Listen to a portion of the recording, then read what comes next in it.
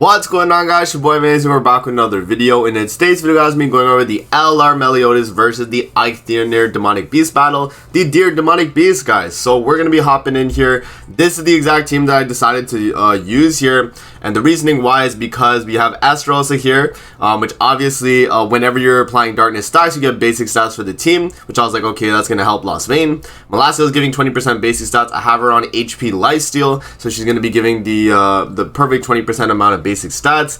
And then LR LOSTVAYNE obviously for the red attribute, and then Jormungand obviously being on the team for the all stats, and she is the unit for you know, for the deer. So let's hop in, guys, and let's see what this team is able to do. This is the gear that I was running on everybody here, so you guys can get an idea, and then we hop in. So we have the card set as well, the deer card set, just for the basic stats. If Jormungand was a demon as well, I would run the attack related card set, but it needs to be the entire team being the same race for you to be able to do that. But yeah, man, hopping in here. So this run, by the way, was probably the easiest deer run I've ever done in my life. I had no issues with this run at all. Pretty much, like, you know, cleared through with like very little ease, or like very easily. Like turn one, we like, just to check LOSTVAYNE, he's at 30% all stats increase at the moment. So right here, as you guys know, deer is all obviously about color cycling and doing damage that way, but also making sure that you keep your Jormungand stacked. So I had to kind of think of what I was going to do turn one, but I decided the best course of action was to shield up with Meliodas, do her single target, and then do single target Esterosa and AoE melee. So that's gonna, you know, give us the Jormungand passive proc again, but also we will be able to kill because look how much damage we're doing, guys. That's HP defense Esterosa, by the way. And then melee on a rank 1 AoE is just doing 195k. It's just crazy. It's absolutely insane. And then phase 2 right here, that's where you get the rank up passive, but because we have no rank up character on the team, we are completely fine. So this is turn 2 with the 60% all stats, 50k attack. That's pretty crazy, man. 50k attack, and we're just, you know, set up like that. It's just insane. So yeah, and then right there we do the green, blue, red, and then we just move cards right there, so you guys will see the damage. Considering we haven't even gotten the attack related up, because you guys don't know, this phase right here on the deer is where if you do a color cycle, you get an attack up. But look, I don't even need to you know, fully complete it, guys. We do a 1.3 million on a rank 2 attack from LOSTVAYNE Meliodas. Absolutely insane damage, man. We have yet to get crit or anything like that either. This is just raw LOSTVAYNE damage with Jormungand passive, right? So this is just straight up damage. But yeah, right here we do the Jormungand cards. We waste that, and then we're gonna do single target Esterosa. That's gonna clear out our hand and also keep us with the with these stacks. This turn, unfortunately, no matter what, unless you have a character that hits past damage cap, you won't be able to finish this phase, because I think even if you damage cap every hit, you still leave him with like, I think like 1 HP, which is a little bit unfortunate. So yeah, there we go, though. We do get the rank up. We have 3 LOSTVAYNE cards. I have LOSTVAYNE Ultimate, and I don't have an Esterosa card though, but do we really need one? That's the thing. We don't really need one. That's the thing. It's just crazy. And then right there we get a rank up. LOSTVAYNE gets a proc on his passive, and then the deer attacks into Meliodas. Obviously, with a billion basic stats, we're just not gonna, you know, take any damage. Let's see the stats again. 60k attack. Yeah, it's just, you know, I don't know, man. Guys, this is the strongest unit in the entire game, easily. Like, you guys are seeing it firsthand, right? He's just crazy, bro. And now you guys will be able to see, like, I mean, there's damage cap, obviously, but, you know, LOSTVAYNE here is just gonna ult and do damage cap, and we just cycle through. So we do the Meliodas. No, I think I start with Jormungand all because I want the damage dealt. Or no, I guess we start with melee. So red, green, blue. Yeah, okay. So we start with LOSTVAYNE. 20% all stats on his ultimate, by the way. So we do that. Meliodas ult's gonna heal us up. Oh, I decided to go with everybody else because they didn't have full HP there. Yeah, that was actually a strategy so they could lifesteal. So that makes sense. There you go, guys. So that is the first floor. Yep, so everyone's back to full health. We're hopping into floor 2 now. This is where you know, the fight starts to get not that more difficult. It's more of like the same, right? But we go through here, and right here we're gonna do the exact same thing. So we start with the Meliodas shield, Meliodas gauge reduction, and then Esterosa single target melee AoE. And the reason why we do that setup, guys, mainly is because when we do that, we're clearing out 2 cards from Melasila's hand, and then we're just leaving the 2 Jormungand cards with a Meli and Estarossa card. So we have 1 of each color. This is a strategy, right? Because when you do 2 skills with 1 character, and then you do 2 different skills from 2 different characters after, so it's like, you know, 2 Melasila skills, 1 Estro, 1 Meli, you get the rank up from Jormungand, and you get the, you know, the all stats proc. So that's what you want to be doing, right? Especially with a character like Melasila, where she has 2 cards, like 1 being, you know, a shield. Yeah, my bad, guys, by the way, for the yawning. I literally woke up like a few, I don't know, like an hour ago at this point, but I'm still kind of tired, but we're going through it, man. But yeah, so right here, we do the shield again with Melasila, do the gauge reduction. I wanted to do a Jormungand card and then Estarossa card because I didn't want to do too much damage here, right? We want to make sure we finish off the phase, keeping the all stats up. And so the only way to really do that consistently here would be if, you know, attacking with Jormungand here, right? And she barely doesn't kill, and then we attack with the Estarossa, and that's going to finish it off. And we move into the next phase with our all stats proc and the full rank up right there. Really, really good. So yeah, moving into phase 2 right here. Let's see what he... Yeah, so he has fixed damage on this phase. Completely forgot, by the way. But I only had 1 red card anyway, so I had to actually push LOSTVAYNE ult. So I decided to push LOSTVAYNE ult, red, green, blue. And because we did the color cycle right there, the following turn we just have to do the ultimates, and then we're completely fine. So yeah, no, it's like, I think, honestly, after playing the deer with this team, this might be the like easiest team to clear deer with. Yeah, it might be. It's not the best team to clear deer with. Like it's not the fastest, but it's definitely one of the fastest, and it's like easily clearable. Like, look how much damage we're taking. We haven't even taken HP damage yet. Like, he had to remove the buff on my Meliodas for him even to do damage. He didn't even crit me there. Hate to see it. But, like, you guys can see it, though, right? Like, you just have a billion basic stats, so you pretty much are never going to get hit. And, you know, it's just crazy damage, man. It really is. LOSTVAYNE does his ultimate, damage cap 202k. We do the Jormungand card right there. It's going to do a solid 183k, not damage cap or anything like that, but it's still a really good amount of damage. Estarossa is going to hit the damage cap 202k, Meli goes for the AoE, and dead. Look at that. Easy. That's a damage cap on a rank 2 after he lost Jormungand passive, by the way. He only had 20% all stats up there. So that is pretty crazy.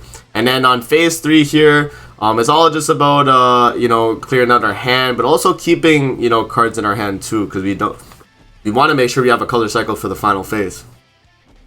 Right there, I do shield up with Melasila, we do gauge reduction, pretty much the same thing we've been doing already. So whenever we get like Melasila cards and I get like a shield and an attack card, we use both. And then we follow up with like an Estarossa and a Meli, or a Estarossa Jormungand, or Meli Jormungand. Either or, it just has to be two different characters and cards, right? But right there, he goes for the Meliodas again. If he crits us, we do get a rank up. He does not crit because we have so much all stats up. He goes for the AoE card right there. Recovery disables Meli, and we don't actually get crit on, unfortunately, because Meli just has way too much all stats at this point. Like I was talking about in the bird video, guys, when you get this much all stats, it's gonna be a lot harder for Meli to get crit on, which can be an issue in a sense, but you don't necessarily need all these like rank 3 cards anyway, I think. So I think overall it's gonna be, you know, probably okay. And then Jormungand killed anyway, so, you know, moving into phase 4 here, we did not have all stats on her, but it was okay because regardless, we have LOSTVAYNE here, and with LOSTVAYNE being able to do what he's able to do, you know, it's pretty much a wrap. Right here, I think we start with the Jormungand ultimate because I think I wanted damaged ult. Yep, so damage ult with Jormungand ult, we do Estarossa card because green, blue, red, and then we follow up with Meli, and then we follow up with a Melasila ultimate. I think this was actually a kill, guys, just a clean, yeah, 407k there. I think it is damage cap. Estarossa goes for the attack, 407k as well. That's damage cap. Meliodas goes for his attack. That's going to be a 407k. And look at that. We just, everybody hit damage cap there. And we just got the kill. Except Melasila. She just, you know, just dropped her ultimate to finish it off. Look at that, guys. Just one turn, phase 4 of the deer on floor 2, man. Just so easy. It's just so seamless, so easy.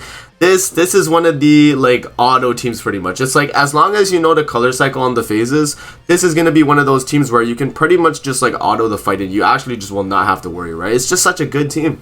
So overall, I'm not really going to see too many issues with this team. Even if you're losing all stats, like let's say you mess up, you just don't have enough like characters with all stats cards, whatever the case, it's still going to be fine, right? Because when you're actually attacking through the fight, you're just going to be gaining basic stats. And, you know, the basic stats pretty much that Esteros is giving is kind of like overriding the amount of all stats you're getting from Jormungand. So if you lose the all stats, like you still have like what?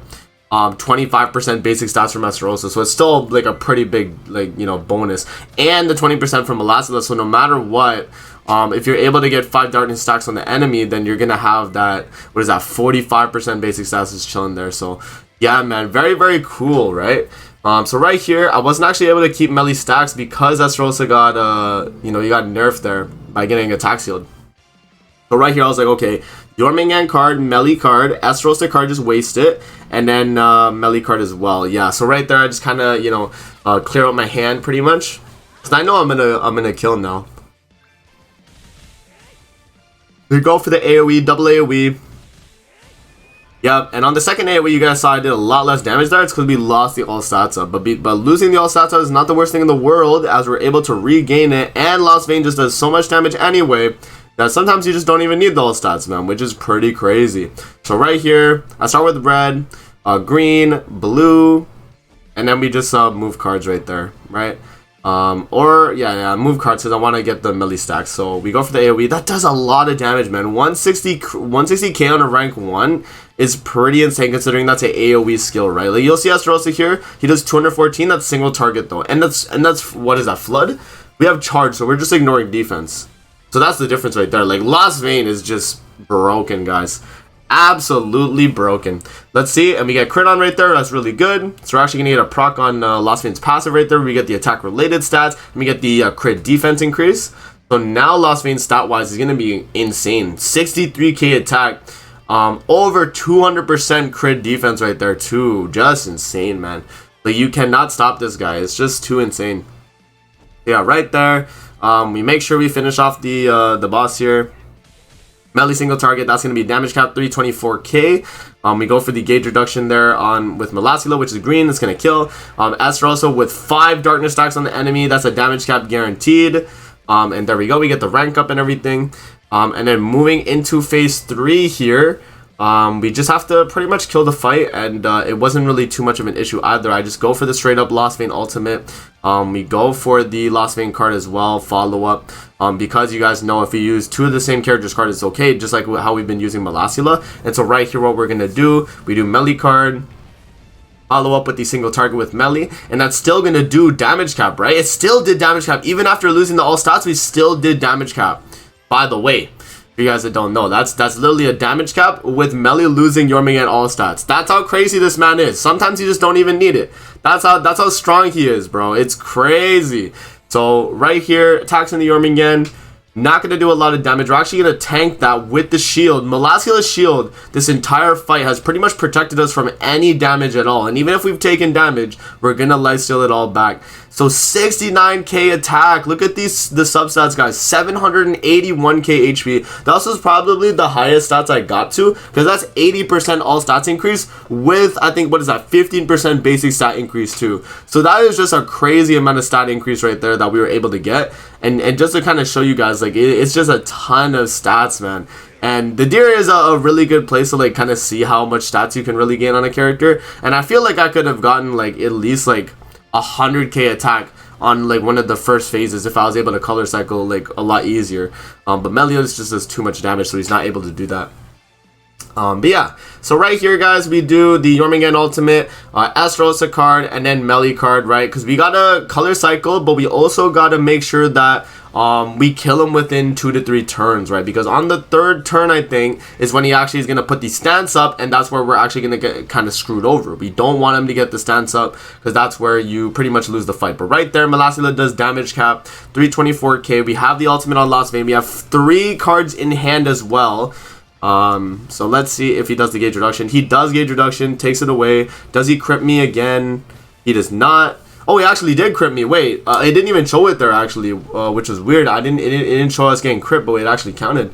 Okay, so right there, We do actually top deck the Esterosa card, so I decided, I was like, okay, we can definitely finish him off if we do a Your Main Gang card before the melee card, right? Because melee's going to do damage cap no matter what. Esteros is pretty much going to do damage cap too because of the darkness stacks, right? So boom, 324k. We do the Your Main Gang attack card, and it's not going to do a too much amount of damage. It's going to do 200k, and then right because he's a little bit above 20%, LOSTVAYNE's able to go in there and get the kill, guys. So that is the complete run of the deer right there, guys. What do you guys think of LR LOSTVAYNE on the deer? In my opinion, I think this guy is one of the best red DPSs on the deer. You guys saw through this entire video here that he's able to do a lot of stuff. He's able to get a ton of stats. He's able to do a ton of damage, just tanking. This entire team here is just absolutely insane. So let me know what you guys think in the comment section below, man. I would definitely recommend this team for you guys, that if you are struggling on the deer, but let's say you built Esterosa, you have Green Molasses in your box and you haven't really built her either, give her a shot.